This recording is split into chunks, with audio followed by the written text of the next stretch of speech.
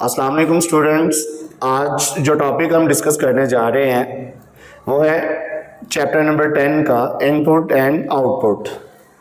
अब input function कौन से हैं और आउटपुट फंक्शंस कौन से हैं, हम क्यों यूज़ करते हैं इनपुट फंक्शन का, इसकी इम्प्लीमेंटेशंस क्या है और इनसे हम वैल्यू किस तरह ऐड करते हैं और किस तरह हम वैल्यू को प्रिंट करवाते हैं, इस टॉपिक के अंदर हम ये चीज़ें डिस्कस करेंगे। तो सबसे पहले हम स्टैंडर्ड इनपुट फंक्शंस को डिस्कस करते हैं। तो स्टैंडर्ड जो हमारे पास इनपुट और आउटपुट फंक्शन है, एक प्रिंट एफ है और एक स्कैन एफ है। अब प्रिंट एफ के भी कुछ टाइप्स हैं जो आउटपुट फंक्शंस हैं और स्टैंडर्ड इनपुट के भी कुछ टाइप्स हैं जिनको हम वन बाय वन करके डिस्कस करेंगे। तो यहाँ पे सबसे पहले हम स्टैंडर्ड इनपुट फंक्शंस को डिस्कस करते हैं स्टूडेंट्स, जो हमारे पास 4 हैं, जिन्हें हम सबसे पहले स्कैन एफ है, फिर गेट्स है, फिर गेट सी एच है और फिर गेट सी एच ई है। अगर हम प्रॉपर टर्म यूज करें स्टैंडर्ड इनपुट की, तो the term standard input refers, जब हम रेफर की बात करते हैं तो that is mean required value from user. User से मीन कीबोर्ड, कीबोर्ड से रन टाइम के ऊपर यूजर से हर बार एक नई वैल्यू रिक्वायर्ड करेगा। इट मीन्स कि हम प्रैक्टिकल लाइफ के अंदर ज्यादा जो प्रोग्राम है, बल्कि सब प्रोग्राम वो यूजर डिफाइन ही होते हैं। तो इसमें एक सेकंड पॉइंट है, अ प्रोग्राम्स में need certain input from a user. Definitely जब तक कोई इनपुट हम ऐड नहीं करेंगे प्रोग्राम की, तो कोई भी रिजल्ट मैनिपुलेट होके हमें नजर नहीं आएगा। और ये इनपुट जो हम इसके अंदर 4 फंक्शंस हैं, ये डिफरेंट एंगल से डिफरेंट पर्पस के लिए यूटिलाइज किए जाएंगे और डिफरेंट फॉर्मेट के लिए यूज किए जाएंगे, और इनके जो फॉर्मेट है, राइटिंग का स्टाइल है, वो दोनों का डिफरेंट है। इसमें सबसे पहले स्टूडेंट्स हम डिस्कस करते हैं output function, standard output function जो कि प्रिंट एफ और पुट्स है। अगर स्टूडेंट्स ये एमसीक्यू आ जाए कि हो मैनी स्टैंडर्ड आउटपुट फंक्शंस, तो आपने लिखना है 2। The first one is printf and the second one is puts. The term standards output refer to the output display on monitors, यानी जो वैल्यू आप पुट करते हैं उस वैल्यू को अगर हमने स्क्रीन पर डिस्प्ले करवाना है तो you should be use print F functions.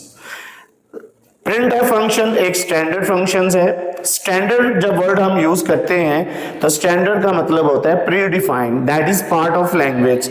Just you call with name, आप उसको कॉल नेम से कॉल कर सकते हैं, लेकिन उसको रीडिफाइन नहीं कर सकते। रीडिफाइन से मुराद है उसको चेंज नहीं कर सकते, उसकी फंक्शनैलिटी चेंज नहीं कर सकते।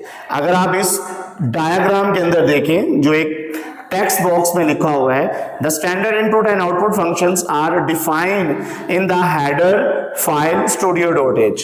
तो स्टूडेंट्स हम डाटा स्ट्रक्चर्स के अंदर डाटा स्ट्रक्चर में हेडर फाइल को डिस्कस कर चुके हैं कि header file collections of functions होती है जो तमाम इनपुट और आउटपुट फंक्शंस को कंट्रोल करती है।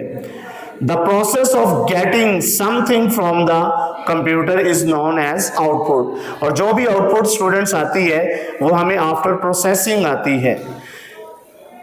इसके बाद हम नेक्स्ट फंक्शंस को डिस्कस करते हैं जिसका नाम है प्रिंट एफ फंक्शन, और उसका फॉर्मेट क्या है। The printf function is used to display the output on the monitors, यानी मॉनिटर पे जो वैल्यू डिस्प्ले करती है। इसका सिंटैक्स क्या है, सबसे पहले हम लिखते हैं प्रिंट एफ, फिर हम फॉर्मेट स्ट्रिंग्स यानी इन्वर्टेड कॉमास लिखेंगे और इन्वर्टेड कॉमास के अंदर एक मैसेज टाइप करेंगे जो एज इट इज प्रिंट होगा। फिर इसके अंदर हम लिस्ट ऑफ आर्गुमेंट्स, जिनकी वैल्यू हमने जिनके अंदर वैल्यू स्टोर करवाई होती है, उनकी वैल्यू को अगर हमने आउटपुट के लिए लेना है तो आपके अंदर यहाँ पे 1 भी आर्गुमेंट्स यूज कर सकते हैं और मैनी आर्गुमेंट्स भी यूज कर सकते हैं, इसलिए हमने वर्ड यहाँ पे यूज किया है list of arguments.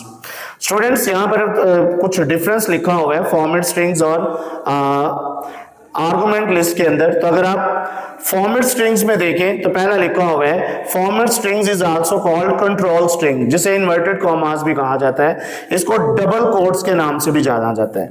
In double quotes in strings के अंदर जो चीज भी राइट करेंगे वो एज इट इज आपको स्क्रीन के ऊपर मैसेज की फॉर्म में नजर आएगी, और ये टेक्स्ट की फॉर्म में भी हो सकती है, आपका फॉर्मेट स्पेसिफाइड भी हो सकता है। फॉर्मेट स्पेसिफाइड हम पहले डिस्कस कर चुके हैं, नेक्स्ट टॉपिक में भी डिस्कस करेंगे।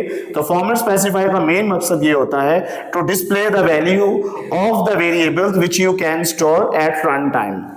उसके बाद एस्केप सीक्वेंस है बेटा, आप वो भी यूज कर सकते हैं, ये चैप्टर नंबर 10 में हम नेक्स्ट टॉपिक में डिस्कस करेंगे। फिर इसमें आर्गुमेंट्स लिस्ट है। आर्गुमेंट लिस्ट क्या है? ये आर्गुमेंट लिस्ट कांस्टेंट के ऊपर भी मुश्तमिल हो सकती है, वेरिएबल्स के ऊपर भी और एक्सप्रेशंस के ऊपर भी, जिसके अंदर डिफरेंट वैल्यूज होंगी और वो हमें आउटपुट स्क्रीन के ऊपर डिस्प्ले करवाएगा। और हर आर्गुमेंट्स के सेपरेट करने के लिए हम कॉमा यूज करते हैं। अब use of argument list is optionally, it's up to the user requirements. Either you can put the value in the variables and then you will be display through printf functions. अगर आपकी इसके using format देखें तो हमने just एक message print करवाया है, argument की लिस्ट दी है इन्वर्टेड कॉमास में printf, और उसमें बाहर लिखा हुआ है हेलो वर्ल्ड। तो ये हमें printf हेलो वर्ल्ड प्रिंट करके देगा, नथिंग एल्स। स्टूडेंट्स ये आज हमने जस्ट कुछ फंक्शन को डिस्कस किया और उसमें हमने printf फंक्शन को डिस्कस किया, उसके आर्गुमेंट लिस्ट को डिस्कस किया और उसके अंदर हम वैल्यू को किस तरह प्रिंट करवाते हैं उसको डिस्कस किया। उसके पूरे के पूरे हमने फॉर्मेट को डिस्कस किया। स्कैनर फंक्शंस इंशाल्लाह हम नेक्स्ट लेक्चर के अंदर डिस्कस करेंगे। टिल देन अल्लाह।